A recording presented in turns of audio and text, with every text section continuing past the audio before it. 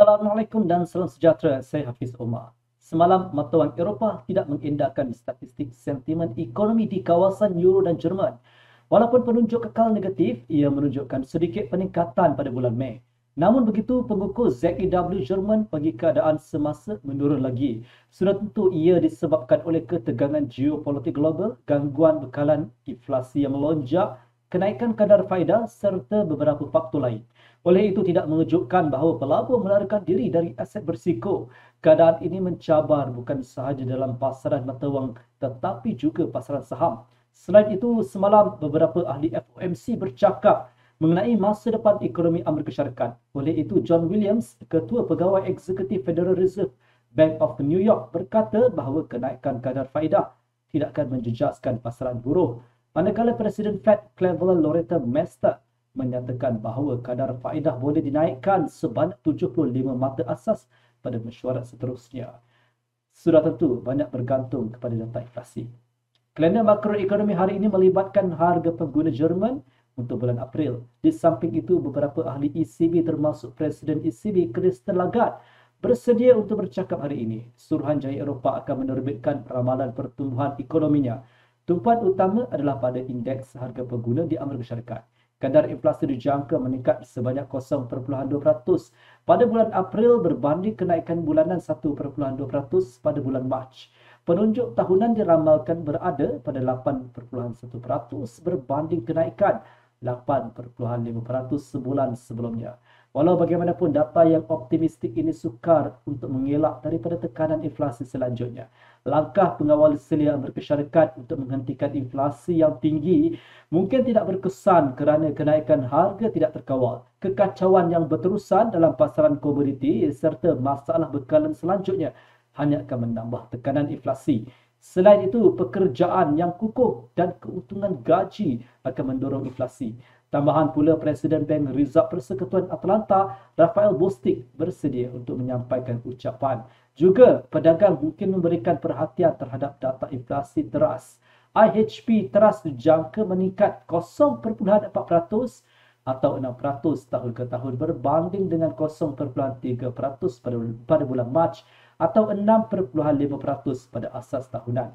Dalam kes ini, dolar Amerika Syarikat mungkin mengalami tekanan, manakala selera risiko akan bertambah baik. Oleh itu, penggubal dasar Reserve Persekutuan Amerika Syarikat tidak perlu menaikkan kadar faedah dengan agresif. Ini seterusnya akan menyebabkan pemulihan dan pembetulan menaik dalam pasangan euro dolar. Dari sudut pandangan teknikal, turun naik pada masa ini adalah rendah kerana peserta pasaran sedang menunggu data penting hari ini mengenai inflasi. Pulse breakout di 1.0519 atau penyatuan harga atas 1.0571 ditambah dengan ujian atas ke bawah akan mencipta isyarat beli. Seperti yang saya nyatakan di atas, jika kadar inflasi Amerika Syarikat berkurangan, permintaan untuk aset yang lebih berisiko akan meningkat. Dalam kes ini, euro akan melonjak sehingga 1.0638, di mana ia akan memberikan kemungkinan untuk pembelian di rebound dengan tujuan untuk mendapatkan pembetulan intraday 25 sehingga ke 30 pips. Jika penurunan harga mampu melindungi 1.0571, harga menembusi di bawah 1.0519 dan inflasi di Amerika Syarikat dan negara anggota kawasan euro terus meningkat, kemungkinan besar euro akan turun sehingga 1.0473. Pembelian di tahap ini boleh dipertimbangkan hanya ketika false breakout. Jika harga jatuh di bawah 1.0473, laluan ke 1.0426 dan 1.0394 akan dibuka. Pada tahap 1.0394, pedagang akan dapat membuat pembelian di rebound dan ia bergantung pada pembetulan intraday 25 sehingga ke 30 pips. Bercakap tentang pound British, keadaannya adalah serupa. False breakout di 1.2372 dan penetapan harga di bawah 1.2304 ditambah dengan ujian bawah ke atasnya akan mencipta isyarat jual. Jika harga menembusi 1.2261, pound sterling akan berjunam ke 1.2185 dan 1.2122. Pada tahap 1.2122 terdapat kemungkinan untuk pembelian di rebound dengan tujuan untuk mendapatkan pembetulan intraday 25 sehingga ke 30 pips. Jika kenaikan harga mampu melindungi 1.2304 atau harga bersatu di atas 1.2372 dan mengujinya dari atas ke bawah, pembelian akan menjadi relevan.